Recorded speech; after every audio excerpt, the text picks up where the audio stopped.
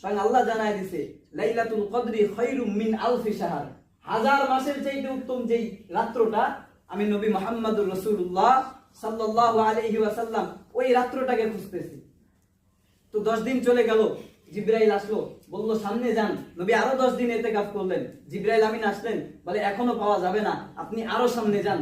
সামনের 10 দিন যদি ইতিকাফ করেন তো সামনের 10 দিনের বেজর রাত্রিগুলোর কোন এক রাত্রি আপনি নবী লাইলাতুল কদর পেয়ে যাবেন। তো নবী সাহাবায়ে কেরামকে ঘোষণা দিয়ে দিলেন, যারা আমার সাথে 20 দিন ইতিকাফ করলা, যদি তোমরা ওই রাত্রটা পেতে চাও যেই রাত্র হাজার মাসের চাইতে উত্তম, তাহলে আমি নবীর সাথে এই শেষের 10 দিন ইতিকাফ করো। তো নবী সাহাবায়ে কেরামকে উদ্বুদ্ধ করে ইতিকাফ করালেন। আপনি দাড়ি পাকায় ফেলছেন শুনতে শুনতে, ইতিকাফ করা লাগবে, করলে গুনাহ মাফ হয়ে যায়, 2টা উমরার সওয়াব পাওয়া যায়, 2টা কবুল হজের সওয়াব পাওয়া যায়। তো এত কিছু শোনার পরে আপনি ইতিকাফ আর কবে করবেন? অথচ আপনি নিজে দাবি করেন আমি নবী মুহাম্মদের উম্মত, কিয়ামতের দিন সুপারিশ নবী করলে আমার জন্যই করবে। অথচ আপনি জীবনে নবীর সুন্নতি মানেন না, আপনি জীবনে ইতিকাফই করেন নাই। ধিক্কার ওই আপনার 60 বছর হায়াতের জিন্দেগির, যে 60 বছরের মধ্যে আপনি জীবনে কোনোদিন ইতিকাফ পান নাই। 40 বছর হায়াত আপনার ধিক্কার, যে 40 বছর আপনি ইতিকাফ করতে পারেন নাই।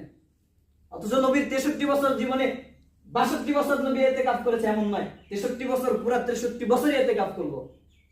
আবু